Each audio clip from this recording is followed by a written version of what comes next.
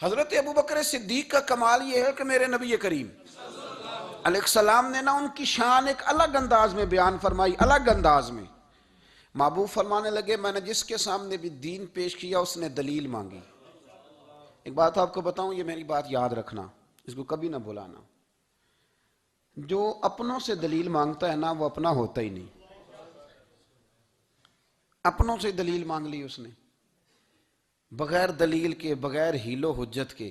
یہ ایک بات ہے، میں اس کو سمجھاؤں گا نہیں، نہ کھولوں گا، بس کہہ کے گزر جاؤں گا، اس کو سمجھ لیں اگر آپ کی سمجھ میں آئے تو۔ جس نے اپنوں سے دلیل مانگی نا، جس نے وضاحت مانگی، جس نے ثبوت مانگا، وہ اپنا تھا ہی نہیں، تو کیا ضرورت پڑی تھی کہ وہ دلیل مانگتا، وضاحت پوچھتا۔ حضرت نجم الدین کبریٰ رحمت اللہ علیہ کے مرید تھے حضرت امام فخر الدین رازی، اتنے بڑے امام ہو کے ایک فقیر کے غلام تھے۔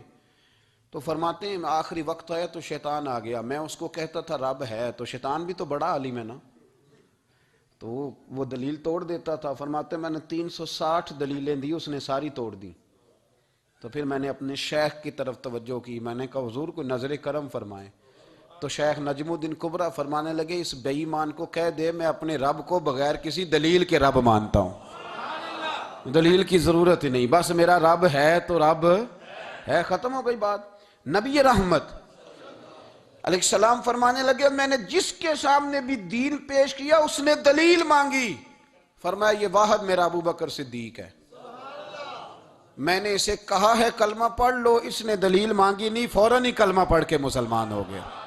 کوئی دلیل نہیں، کوئی معجزہ نہیں، کوئی طلب نہیں، کوئی شے نہیں۔ 1500 کے قریب صحابہ تھے، حضور نے فرمایا احرام باندھو بھائی، عمرہ کرنا ہے۔ حدیبیہ کے مقام پہ گئے تو قریش مکہ نے روک لیا، نہیں کرنے دیں گے۔ جب بات بہت آگے بڑھی تو پھر شرطیں لکھی گئیں، شرطیں بڑی سخت ہیں کہ جو مسلمان مکے سے مدینے آئے گا مدینے والے واپس کریں گے، اور اگر کوئی مسلمان مدینے سے مکے چلا گیا تو مکے والے واپس نہیں کریں گے، ہم ان کے لوگ دیں گے، وہ ہمارا بندہ دیں گے نہیں۔ یہ شرطیں تھی، صحابہ پریشان تھے۔ اب جب شرطیں طے ہو گئیں، شرطیں بھی سخت ہیں، نبی کریم علیہ السلام نے فرمایا بھی احرام کھول دو، فلائٹ کل نہیں جانی، پرسوں نہیں جانی، یعنی ہم اس سفر میں عمرہ کار ہی نہیں رہے، احرام کھول دو۔ تو امام زرقانی کہتے ہیں سب لوگ پریشان تھے، سب سے پہلے حضرت ابو بکر صدیق اٹھے، سب سے پہلے اٹھے، اٹھ کے احرام کھولا۔ ایک شخص نے کہا آپ کو بڑی جلدی ہے، تو آپ فرمانے لگے جلدی والی بات ہی کوئی نہیں، حضور کے کہنے پر باندھا تھا، نبی پاک کے کہنے پر کھول دیا ہے، ختم ہو گئی بات۔ حضور نے فرمایا باندھ لو تو ہم نے باندھ لیا، حضور نے کہا کھول دو تو ہم نے کھول دی، جلدی والی کیا بات ہوئی۔ صحیح بخاری کے لفظ ہیں، حضرت عمر کہتے ہیں کہ میری سمجھ میں بات نہیں آتی تھی، دب کے صلح کیوں کریں، ہم تو 313 تھے، تو ہم نے بدر میں ان کو بھگا دیا تھا، اب تو ہم 1500 ہیں، تو ہم ان سے قتال کریں گے، لڑائی کریں گے، جنگ ہوگی۔ حضرت عمر فاروق رضی اللہ تعالیٰ عنہ فرماتے ہیں حضور نے شرطیں طے کر لیں، بات لکھی گئی، میں نبی پاک کے حجرے میں داخل ہوا، خیمہ لگا ہوا تھا، میں نے جاتے ہی اپنے جذبہ جہاد کا اظہار کیا اور بڑے جلال میں یا رسول اللہ آپ سچے رسول ہیں؟ بالکل سچا ہوں، قرآن سچا ہے، بالکل سچا ہے، اسلام سچا ہے، بالکل سچا ہے، حضور ہم دب کے صلح کیوں کریں؟ تو نبی کریم علیہ السلام نے فرمایا عمر تجھے تیری ماں روئے، میں اللہ کا رسول ہوں، میں وہی کہتا ہوں جو میرا رب مجھے حکم ارشاد فرماتا ہے۔ کہتے میں نے فوراً عرض کی یا رسول اللہ صلی اللہ علیہ وسلم آپ نے فرمایا نہیں تھا کہ عمرہ کریں گے؟ تو حضور نے فرمایا کہا تو عمرہ کریں گے، یہ تو نہیں کہا تھا کہ اسی سال ہی کریں گے، کریں گے تو کریں گے۔ جناب عمر کہتے ہیں میں واپس تو آ گیا پر وہ میرے اندر جو جذبہ جہاد تھا ابھی ٹھنڈا نہیں ہوا۔ چند قدموں کے فاصلے پہ ابو بکر صدیق کا خیمہ تھا، کہتے میں ان کے خیمے میں جھک گیا، وہی سوال میں نے دہرائے، وہی میں نے کہا عمر ابو بکر یہ سچے رسول ہیں؟ کہا بالکل سچے ہیں، قرآن سچا ہے، سچا ہے، اسلام سچا ہے، سچا ہے، تو پھر ہم دب کے صلح کیوں کریں؟ جناب عمر فرماتے ہیں میں قربان جاؤں ابو بکر کے لفظوں میں بھی فرق کوئی نہیں آیا، حروف بھی اتنے ہی جتنے نبی کریم نے ادا کیے تھے۔ حضرت ابو بکر فرمانے لگے عمر تجھے تیری ماں روئے، وہ اللہ کے رسول ہیں، مرضی سے بات نہیں کرتے، وہی کہتے ہیں جو رب انہیں حکم ارشاد فرماتا ہے، بئی نہیں وہی لفظ۔ فرماتے میں نے فوراً کہا، میں نے کہا ابو بکر حضور نے فرمایا نہیں تھا کہ عمرہ کریں گے؟ تو کہتے ہیں وہی لفظ، وہی حرف، وہی انداز، وہی طریقہ، وہی سلیقہ، وہی انداز تکلم، بالکل حضور کی اتباع میں اسی انداز میں فرمانے لگے عمر حضور نے فرمایا تھا عمرہ کریں گے، یہ تو نہیں فرمایا تھا کہ اسی سال ہی کریں گے، کریں گے تو انشاءاللہ کریں گے۔ فرماتے ہیں میں واپس آ کے بیٹھا تو حضرت عمر کہتے ہیں جب میرا غصہ اترا نا تو پھر میرے اندر سے آواز آئی کہ عمر ذرا غور تو کر، تو ابو بکر کے ایمان تک کبھی نہیں پہنچ سکتا، اس تک تیری رسائی نہیں ہو سکتی۔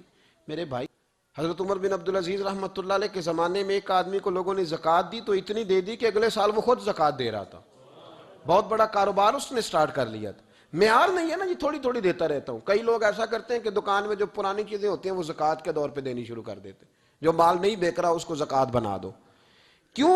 دینے کا پروگرام نہیں۔ حضرت ابو بکر صدیق رضی اللہ، ذرا زندگی دیکھو، کہتے ہیں جس دن کلمہ پڑا 40,000 دینار تھے، اور کلمہ پڑے ابھی مجھے چند مہینے گزرے تھے، سارے مصطفیٰ کے قدموں پہ قربان کر دیے، پھر مال کمایا، پھر 4,000 دینار تھے، 4,000، جس دن ہجرت کے لیے نکلا 4,000 تھے، انہیں بھی پتا تھا 2.5% دینا چاہیے، ان کی بھی بیٹیاں تھیں، جوان بھی تھی، چھوٹی بھی تھی، ان کے بھی بچے تھے، لیکن دین کو ضرورت ہے، میرے رسول پاک صلی اللہ علیہ وسلم کے دین کو حاجت ہے، تو فرماتے ہیں اشرفیاں تھی میرے گھر میں، پیسے تھے، درہم تھے، دینار تھے، میرے والد بوڑھے تھے، ان کو خیال تھا کہ ابو بکر ساری دولت نہ لے جائیں، تو حضرت اسماء بنت ابی بکر سے جناب ابو بکر صدیق نے کہا کہ اس طرح کرنا، ایک گڑا چھوٹا سا تھا، گڑا ٹویا، اس میں پیسے ہوتے تھے، فرمایا اس میں روڑے رکھ دینا، اوپر ٹاٹ ڈال دینا، والد نابینا ہے، اگر پوچھے نا پیسے تو ان کا وہاں ہاتھ لگا دینا،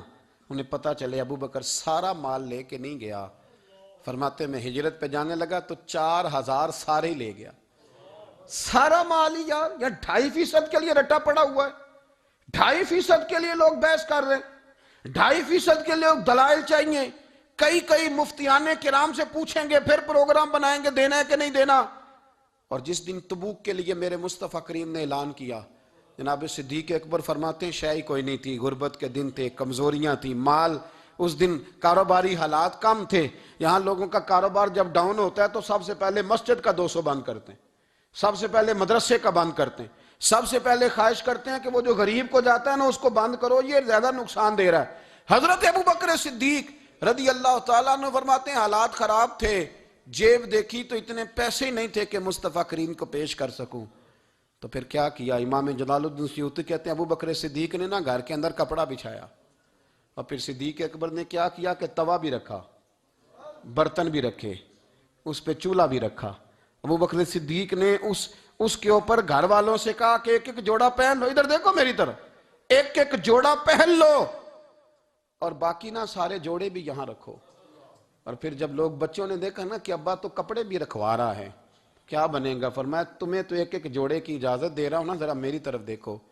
خود اندر گئے تو ٹاٹ کا لباس پہن کے کپڑے بھی اتار کے رکھ دیے، کپڑے بھی اتار کے زمین اسی میں رکھے، سارا کچھ باندھا، لباس ٹاٹ کا، تن تندور تے ہڈاں دا بالن، تے اسی ہاواں نال تپایا، کپ کپ مکیاں پیڑے کیتے، اتوں عشق پلے تھل لایا، تن دا سالن من دی ہانڈی، لون صبر دا پایا، غلام فریدہ وے میں ساری تیری، تینوں وجہ یقین نہیں آیا؟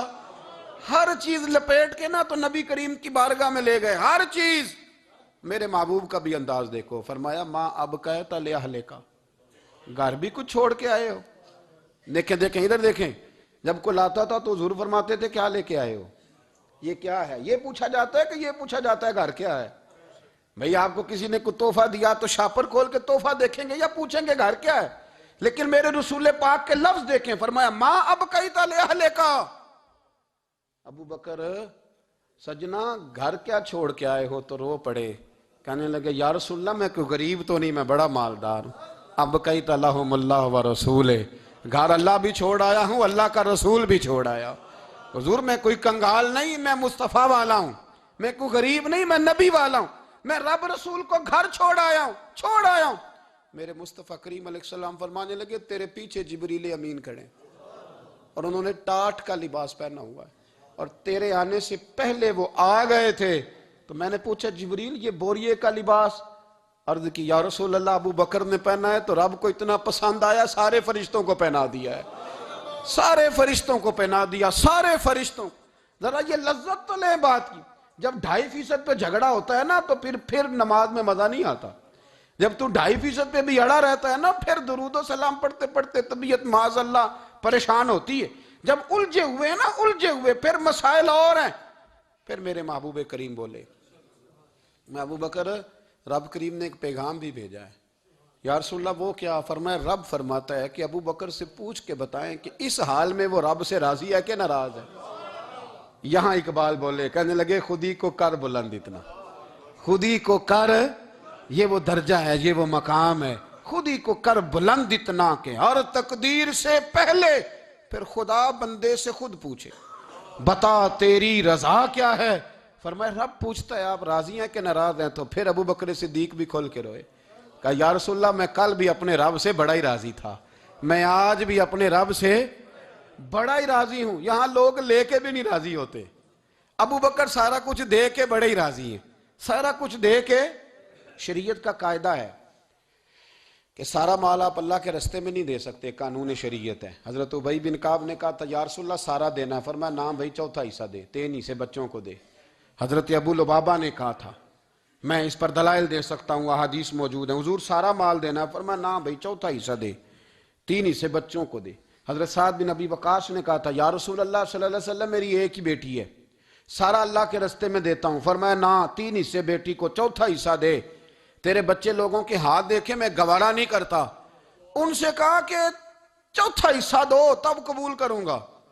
ابو بکر صدیق سے فرمایا تو سارے لے آ، تیرا سارا ہی قبول ہے، تو سارے لے آ تیرا۔ اور ایک لفظ حدیث میں ایسا ہے آپ یقین کریں، غلام ہوں کسی فقیر کا تو جب میں اس کو پڑھتا ہوں نا تو آپے سے بات باہر نکل جاتی ہے۔ حضور کا ایک فرمان ہے، جب اس پر توجہ آتی ہے نا تو مطلب یہ کہ لفظ جو ہے نا وہ ٹوٹ جاتے ہیں، بکھر جاتے ہیں، اور دل کہتا ہے کہ نہیں یہ جو ہے نا یہ معراج ہے، یہ اصل ہے، یہ حقیقت ہے۔ وہ ترمذی کے لفظ ہے پر آپ یقین کریں کہ لگتا یہ ہے کہ دنیا محبت ساری سمٹ گئی اس میں۔ نبی کریم علیہ السلام فرمانے لگے مجھے کسی کے مال نے اتنا نفع ہی نہیں دیا جتنا ابو بکر صدیق کے مال نے دیا۔ اور پھر اگلے لفظ ایسے ہیں کہ روح وجد کرتی ہے۔ میرے کریم محبوب فرمانے لگے جس کا بھی مال آیا میں نے بیگانہ سمجھ کے خرچ کیا ہے، اور جب ابو بکر کا آیا ہے تو میں نے اپنا سمجھ کے خرچ کیا ہے، میں نے اپنا سمجھ کے، مجھے پتا ہے یہ شکوہ نہیں کرے گا، یہ شکایت، یعنی اس کو سارا بھی تروڑ مروڑ لوں گا تو اس کے لفظوں پر کبھی حرف۔ اور یار کچھ لوگ ہوتے ہیں، کچھ ہوتے ہیں جو 10 دیتے ہیں تو 20 جگہ بتاتے ہیں، جو کھانا کھلاتے ہیں تو ذکر کرتے ہیں، فرمایا اس کا مال میرا مال ہے، میرا، اس کو سارا توڑ کے کھا بھی جائیں گے تو یہ شکوہ نہیں کرے گا، یہ سارا میرا اپنا ہے۔ حضرت ابو بکر صدیق فوراً بول پڑے، عرض کی حضور جب میں آپ کا ہوں تو مال بھی تو آپ کا ہی ہے نا۔ یا رسول اللہ جب میں نے اپنا آپ نہیں بچا کے رکھا تو پھر مال۔ حضرت مولانا معین الواعظ کاشفی نے لکھا ہے، اچھا کئی دفعہ ایسے ہوتا ہے میں بات کوئی اور بیان کرنا چاہتا ہوں تو شروع معاملہ کسی اور طرف نکل جاتا ہے۔ مولانا معین الواعظ کاشفی نے لکھا ہے کہ وہ جو سانپ تھا نا غار ثور میں، وہ 600 سال سے بیٹھا ہوا تھا۔ حضرت عیسیٰ علیہ السلام ایک دن پڑھ رہے تھے انجیل تو آپ نے نبی پاک کا تذکرہ پڑھا، اس سانپ نے سن لیا تو حضرت عیسیٰ سے کہنے لگا حضور یہ بتائیں کہ وہ نبی پاک ملیں گے کہاں؟ تو حضرت عیسیٰ فرمانے لگے کہ مکے میں آئیں گے اور مدینے میں رہیں گے۔ تو کہا ملاقات کیسے ہو سکتی ہے؟ فرمایا چلا جا مکے۔ تو وہ سانپ 600 سال غار ثور میں، اور اس نے 70 جگہ پہ سوراخ کیے۔ کتنے سال؟ کتنے سال بیٹھا رہا؟ بول کے بتائیے۔ آپ 6 گھنٹے بیٹھ کے دکھائیں، سوال ہی نہیں پیدا ہوتا۔ ہم بڑے کمزور ہو گئے، ہمارے لیے معاملہ بڑا اور طرح کا ہے، ہماری مرضی کا کوئی بات کرے تو ہم اس سے راضی ہیں، انتظار کرنا اور یہ سارے کام کرنا یہ تو بڑا مشکل معاملہ ہے، یہ تو بڑی عجیب سی کیفیت ہے۔ میرے صاحب رحمۃ اللہ تعالیٰ علیہ 2015 میں کراچی تشریف لائے، میں اپنے ایک سنگی کو لے کے پہنچ گیا، چھوٹا موٹا مولوی میں بھی ہوں۔ صبح میں 7 بجے کے 8 بجے ہم وہاں پہنچ گئے، حضرت آرام فرما رہے تھے، نمازیں انہوں نے اندر ادا فرمائی ساری، ظہر بھی ہوئی، پھر عصر بھی ہوئی، پھر مغرب بھی ہوئی، پھر عشاء بھی ہوئی۔ عشاء کے بعد وہ سنگی ہم سے کہنے لگے کہ آپ کتنا انتظار کریں گے؟ تو میں نے کہا کہ انتظار تو کرتا ہے بڑا آدمی، بڑے لوگ انتظار کرتے ہیں، تو چھوٹے لوگ تو اطاعت کرتے ہیں، ہم چھوٹے ہیں تو ان کی مہربانی ہے، اگر زیارت ہو جائے تو تب بھی ٹھیک ہے، اگر وہ کہیں نہیں ملنا، میرے سنگی ساتھ موجود تھے، صبح سے گئے اور عشاء کے بعد کا وقت آ گیا، نہیں انہوں نے ملنا تو پھر بھی ٹھیک، وہ ہس بولے تھے وہ مہربانی، نہیں تو اساں تے لاڑ ہی لڑاونے نے، اس کی مہربانی ہے، اگر بات ہو جائے تو ٹھیک ہے ورنہ کوئی معاملہ نہیں۔ تو عشاء کی نماز کے بعد انہوں نے ہمیں یہ کہا کہ پیغام آیا کہ محفل میں جہاں حضرت جا رہے ہیں وہیں ملاقات ہوگی، تو ہم نے کہا یہ بھی بڑی نعمت ہے، جلوہ دیکھنا بھی بہت بڑی سعادت ہے، اس لیے کہ ہمیں پتہ ہے کہ وہ کیفیت کیا ہے، وہ رنگ کیا ہے، ان کا انداز کیا ہے۔ پیچھے جا کے بیٹھ گئے تو پھر ان کا حکم آیا کہ اس کو ذرا آگے آئے۔ جب میں اسٹیج پہ گیا تو فرمانے لگے مجھے سویرے ہی پتا تھا آپ آ گئے، کوئی عرض نہیں، اتنا کوئی انتظار تو بندہ کر ہی لیتا ہے۔ اب یقین کریں وہ دن کی جو لذت ہے نا وہ آج تک گئی نہیں طبیعت سے، وہ سرور گیا نہیں۔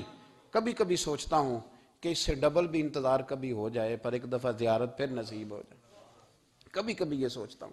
600 سال وہ سام بیٹھا رہا، 600 سال، 600 سال، اور 70 اس نے سوراخ کیے غار ثور میں، لیکن وہ بھی عاشق تھا نا۔ اور یہاں معاملہ یہ تھا کہ ابوبکر صدیق دعا مانگ کے گئے تھے کہ میں نے کسی کو موقع نہیں دینا، ایک میں ہوں گا دوسرا میرا یار ہوگا۔ وہ غار ثور کی تو لذت یہ والی تھی، ایک میں ایک میرے محبوب، اس نے 70 سوراخ کیے ہوئے تھے۔ جناب ابوبکر صدیق نے کہا حضور آپ ٹھہریں، میں ذرا بھی آیا صفائی کر کے۔ تو نبی کریم علیہ السلام رکے تو حضرت ابوبکر صدیق نے کہیں پگڑی پھاڑ کے رکھی، کہیں چادر پھاڑ کے رکھی، اتنے سوراخ بند کیے تو جو ایک رہ گیا وہاں ایڑی رکھ دی۔ تو اب وہ سام بھی شکوہ کرنے لگا کہ یار تو بھی کوئی نرالا ہی عاشق ہے کہ میں نے تو کسر ہی کوئی نہیں چھوڑی تھی، 70 سوراخ کیے تھے اور تو نے بھی کمال ہی کر دی ہے، یہ سارے ہی بند کر دیے، جو بچ گیا اس پہ ایڑی رکھ دی۔ اس نے پتہ نہیں کتنے ڈنگ مارے۔ سام کا جب ڈنگ لگتا ہے تو وجود میں بہت زیادہ گرمی پیدا ہوتی ہے، گرمی۔ حضرت ابوبکر صدیق کے بارے میں ہمارے شارحین نے لکھا روئے نہیں، وجود اتنا گرم ہوا کہ آنسو ٹپک پڑے۔ نبی کریم صلی اللہ علیہ وسلم نے فرمایا ہٹا نا ذرا پیر، پھر انہوں نے ہٹایا تو میرے مصطفیٰ میں لعاب دہن لگایا۔ مولانا معین الواعظ کاشفی رحمۃ اللہ علیہ فرماتے ہیں کہ جب انہوں نے قدم ہٹایا نا تو پھر وہ سانپ باہر نکلا، اپنا سر نکالا اور کھڑا ہو کے حضور کا دیدار کرنے لگا۔ تو نبی کریم نے فرمایا تیرا کام ہو گیا، اب تو جا، مجھے اور ابو بکر کو رہنے دے۔ وہ نکل گیا۔ یہ کیفیات ہے، یہ محبت ہے، یہ وارفتگی ہے، یہ سوز ہے، یہ درد ہے۔ یارو یہ میں کہا کرتا ہوں کہ یہ چیز جینے کا بھی مزہ دیتی ہے، مرنے کا بھی مزہ آتا ہے، مرنے کا بھی مزہ، سرور آتا ہے انسان اس میں جب یہ کیفیات شامل ہوتی ہے نا، رنگ اور ہوتا ہے، درد اور ہوتا ہے، ذائقہ اور ہوتا ہے، کیفیت اور ہوتی ہے، پھر کوئی شوق نہیں رہتا اعلیٰ کپڑوں کا، بڑی گاڑی کا، لمبے چوڑے معاملات کا۔ پھر تو انسان ڈھونڈتا پھرتا ہے کوئی مجھے محبوب کی بات سنائے، کوئی اس کی شان میں کوئی شعر سنائے، کوئی اس کا ذکر سنائے، کوئی مل جائے نا کبھی کہ میرے تار چھیڑ دے، کوئی ملے، کوئی بات کرے، کوئی ذکر کرے۔ پھر انسان ڈھونڈتا پھرتا ہے ان لفظوں کو، ان لوگوں کو جو پکڑ کے دروازہ رسول صلی اللہ علیہ وسلم کی بارگاہ تک لے جائیں۔ بڑا پیار کیا میرے قریب محبوب۔ حضرت علی المرتضیٰ شیر خدا فرماتے میٹنگ بیٹھی تھی بدر والے دن، ہم بات کر رہے تھے خطرہ کہاں ہے، دلیر دلیر لوگوں کی ڈیوٹی کہاں لگائی جائے۔ شیر خدا بھی چاہ رہے تھے کہ میں وہاں ڈیوٹی دوں گا، تو کہتے ہیں سمجھ آئی کہ سب سے زیادہ خطرہ نبی کریم علیہ السلام کے عریش مبارک کا ہوگا، حضور کے خیمے کو، چھپر مبارک کو۔ قریش مکہ سب سے زیادہ حملے وہاں کریں گے جہاں حضور ٹھہرے ہوں گے۔ طے ہو رہا تھا کس کی ڈیوٹی لگائیں، کس کو وہاں ذمہ داری سونپیں۔ کہتے ہیں ہم بات کر رہے تھے اور میں تیار تھا وہاں جانے کو، اچانک ابو بکر صدیق آ گئے۔ کیا باتیں ہو رہی ہیں؟ تو ہم نے کہا جناب ہم پروگرام بنا رہے ہیں کہ وہاں ڈیوٹی کس نے کرنی ہے؟ تو فرمانے لگے یہ کرنے والی بات ہی کوئی نہیں، میں نے تو عرض کر بھی دیا نبی پاک کی بارگاہ میں کہ یا رسول اللہ یہاں ڈیوٹی میں ہی کروں گا۔ تو حضرت ابو دردہ رضی اللہ تعالیٰ عنہ عرض کرنے لگے حضرت ابو بکر صدیق سے کہ حضور آپ کے ساتھ کون ڈیوٹی کرے گا؟ فرمانے لگے کسی کی بھی ضرورت نہیں، کوئی ماں نے لال جنا ہی نہیں، کوئی جنا ہی نہیں ماں نے لال جو ابو بکر کے ہوتے ہوئے نبی پاک تک پہنچ جائے، کسی کی جرت ہی نہیں، میں اکیلا کافی ہوں مصطفیٰ کریم کے خیمے کا پہرا دینے کے لیے۔ یہ اعزاز، یہ شان، یہ لطافت، اور میرے نبی کریم علیہ السلام نے بھی پھر حضرت ابو بکر کو چاہا تو کمال ہی کر دیا۔ چاہا تو کمال ہی کر دی، کمال ہو گئی۔ حضرت ابو دردہ کہتے ہیں ایک دن حضور علیہ السلام نے مجھے فرمایا ابو دردہ یہ تو نے آج کیا کیا ہے؟ حضور کیا ہوا؟ فرمایا آج تو گلی میں چل رہا تھا اور ابو بکر صدیق کے آگے آگے چل رہا تھا، گلی میں ابو بکر کے آگے آگے چل رہا تھا۔ یا رسول اللہ صلی اللہ علیہ وسلم کیا ہوا؟ فرمایا نہ کسی پہ سورج طلوع ہوا نہ غروب ہوا جو میرے ابو بکر سے افضل ہو، خبردار اس کے آگے نہیں چلنا، ابو بکر صدیق کو کمر نہ ہونا چاہیے۔ شاہ ولی اللہ صاحب نے ایک بات لکھی ہے، بڑی نرالی ہے، وہ بھی بڑی نرالی۔ مثل تعویذ ہوتے ہیں نا کچھ لوگ، جب بھی ملتے ہیں شفا ہوتی ہے۔ بڑی شاندار عجیب بات لکھی ہے۔ حضور صلی اللہ علیہ وسلم نے ایک دن فرمایا کہ وقفے سے ملا کرو محبت بڑھتی ہے، یہ حضور کا فرمان ہے، وقفے سے ملا کرو محبت بڑھتی ہے۔ قدر کھو دیتا ہے نا ہر روز کا آنا جانا، اور بڑی دلچسپ ہوتی ہیں بے ترتیب ملاقاتیں۔ تو کہا کہ وقفے سے ملا کرو۔ حضرت ابو ہریرہ بھی تھے، دیگر لوگ بھی تھے، حضور نے فرما دیا۔ حضرت ابو بکر صدیق بھی سن رہے تھے۔ زور کی نماز پڑھی گھر چلے گئے، عصر پڑھی تو گھر چلے گئے، مغرب پڑھی تو گھر چلے گئے۔ حضرت انس بن مالک رضی اللہ تعالیٰ عنہ کہتے ہیں 3 دفعہ حضور نے پوچھا ابو بکر نہیں آئے؟ ابو بکر نہیں آئے؟ ابو بکر نے کہتے 3 دفعہ پوچھا تو میں پھر پہنچ گیا، میں نے کہا ابو بکر 3 دفعہ حضور نے پوچھ لیا کہ ابو بکر نہیں آئے، ابو بکر نہیں آئے۔ تو جناب صدیق اکبر دوڑے، حضور حکم؟ فرمایا کہاں تھے صبح سے؟ عرض کی یا رسول اللہ آپ نے تو فرمایا تھا وقفے سے ملا کرو محبت بڑھتی ہے۔ تو محبوب فرمانے لگے تمہیں تھوڑی کہا تھا، تمہیں تھوڑی کہا تھا، تو نہ جایا کر یار، تو رہا کر، تو رہتا ہے تو دل جمع رہتا ہے، تو یہاں موجود ہوتا ہے تو دل۔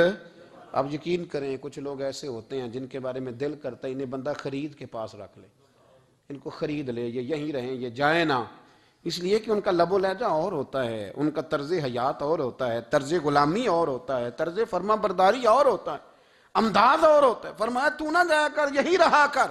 اور میرے محبوب نے فرمایا ابو بکر تو صرف میرا غار میں ہی ساتھی نہیں، قیامت میں جب میں حوض کوثر تقسیم کروں گا تب بھی تو میرے پاس ہی بیٹھا ہوگا، قیامت کے دن حوض کوثر کی تقسیم میں بھی تو میرے ساتھ ہی ہوگا، میرے نبی کریم علیہ السلام۔ اور ایک بات اور سن لے جاتے جاتے، کچھ لوگ ساتھ بڑا رہتے ہیں پر بات کم کم مانتے ہیں، کہتے ہیں میں جھاڑو جو دیتا ہوں آستانے پہ، مجھے وظیفہ پڑھنے کی کیا ضرورت، میں وہاں ہر وقت حاضر جو رہتا ہوں، مجھے کیا ضرورت ہے شجرہ پڑھنے کی، مجھے کیا ضرورت ہے ان کی بات سننے کی، میں وہاں رہتا جو ہوں اتنا ہی کافی ہے۔ حضرت ابو بکر صدیق نے نوکری بھی کھول کے کی اور نبی پاک کی بات بھی کھول کے مانی، کھول کے مانی، جو حضور نے کہہ دیا انہوں نے کر دیا۔ یہاں تو لوگ سوچتے ہیں نا، سمجھتے ہیں، غور کرتے ہیں، کہتے ہیں میں وہیں ہوتا ہوں، میرے پاس نسبت ہے، وہی کافی ہے۔ مجمع لگا ہے صحابہ کا، نبی پاک علیہ السلام نے فرمایا ابھی آج روزہ کس نے رکھا ہے؟ سب چپ کر گئے۔ حضور نے دوبارہ پوچھا تو جناب صدیق اکبر بولے، عرض کی حضور آپ حکم نہ دیتے تو میں نہ بتاتا، یہ اللہ نے آج مجھے توفیق عطا فرمائی۔ تو حضور علیہ السلام نے فرمایا آج جنازے میں کس نے شرکت کی؟ لوگ خاموش ہو گئے۔ تو حضور علیہ السلام نے دوبارہ پوچھا، عرض کی حضور آپ حکم نہ دیتے تو نہ بتاتا، یہ اللہ نے توفیق مجھے عطا فرمائی۔ فرمایا آج کس نے مسکین کو کھانا کھلایا ہے؟ عرض کی یا رسول اللہ صلی اللہ علیہ وسلم حکم نہ دیتے تو نہ بتاتا، یہ اللہ نے مجھے توفیق عطا فرمائی۔ فرمایا کس نے آج لوگوں کو دین کی دعوت دی، اسلام کی طرف بلایا، پیغام دیا، کون ہے؟ عرض کی حضور اگر آپ حکم نہ دیتے تو میں نہ بتاتا، یہ بھی خدمت اللہ نے مجھے عطا فرمائی ہے۔ تو نبی کریم علیہ السلام نے فرمایا ابو بکر سن، قیامت کے دن ایک دروازہ جنت میں ایسا ہوگا جہاں سے صرف روزے دار گزریں گے، ایک ایسا ہوگا جس سے صرف نمازی گزریں گے، ایک ایسا ہوگا جس سے صرف حاجی گزریں گے، ایک سے سخاوت کرنے والے گزریں گے۔ لیکن جب تو آئے گا نا تو جنت کے ہر دروازے سے آواز آئے گی کہ ادھر سے داخل ہو جا، ادھر سے ہر دروازے سے آواز آئے گی، اس لیے کہ مجموعی طور پر عمل کیا زندگی میں، مجموعی طور پر، اور اپنے لب و لہجے۔ اتنی نوکری کی حضرت صدیق اکبر نے، اتنی نوکری کی، کسی جگہ بھی کوئی دعویٰ نہیں۔ حضور نے بڑا فرمایا ہے کہ ابو بکر نے بڑی نیکیاں کی اسلام کے ساتھ، جناب صدیق اکبر کا کوئی دعویٰ نظر ہے؟ یہ وہ مزیدار شخص تھا جس نے کبھی حضور سے دعا کے لیے بھی نہیں کہا، دعا کی تکلیف بھی کبھی نہیں دی، گویا ہاتھ اٹھانے پڑیں گے، لفظ ادا کرنے پڑیں گے، یہ تکلیف بھی نہیں دی۔ علامہ یوسف نبہانی علیہ رحمہ نے لکھا ہے کہ ایک دن حضرت صدیق اکبر نے سیدہ عائشہ صدیقہ سے کہا کہا جس دن حضور کا موڈ مبارک، طبیعت مبارک بڑی اچھی دیکھو نا تو میری بخشش کی دعا کرا دینا۔ سید عائشہ صدیقہ سے کہا، کوئی لفظ نہیں ادا کی، لوگوں کو لاتے، حضرت عثمان غنی نے ان کی تبلیغ پہ کلمہ پڑھا، حضرت طلحہ نے، حضرت زبیر نے، ان لوگوں کو لاتے اور لا کے نا انہیں آگے بٹھاتے، خود پیچھے بیٹھ جاتے، پیچھے۔ میرے بھائی دعا کے لیے بھی کبھی نہیں کہا، یہ وہ وفا ہے جس وفا کا دنیا میں کہیں بھی کوئی جواب موجود ہے۔ اپنے آپ کو مرتب کریں۔ ہم لوگ بڑی بے ترتیب زندگی گزارتے ہیں، بڑی بے ترتیب زندگی گزارتے ہیں۔ وہ ڈنگ ٹپاؤ پالیسی ہے کہ آج تھوڑا بہت کر لیں، اپنے آپ کو راضی کر لیں۔ جس طرح بچے کہتے ہیں کہ چلو آج کسی طریقے چھٹی کر لینا، آج کا دن تو گزرے، کل سکول کا ٹائم آئے گا تو دیکھی جائے گی۔ اس طرح نہ کریں، مرتب کریں اپنے آپ کو، اپنے آپ میں ترتیب دیں۔ ساری زندگی سامنے والے کی اخلاقیات ٹھیک کرتے اگر گزر جائے تو اپنا معاملہ رہ جاتا ہے۔ اچھی سوچ، اچھا رویہ، وفاداری والی زندگی۔ میں نے ایک جملہ کہا ہے، اگر آپ کی سمجھ میں آیا ہو، کہ اگر یہ عشق، یہ وارفتگی، یہ پیار، یہ وفا پیدا ہو تو جینے کا بھی مزہ آتا ہے اور مرنے کا بھی مزہ آتا ہے۔ پھر جینا مرنا بڑا لذت اور ذائقے والا ہو جاتا ہے۔ دعا ہے اللہ ہمیں ان کے فیض سے فیض یاب فرمائے۔ آخر دعوانا الحمدللہ۔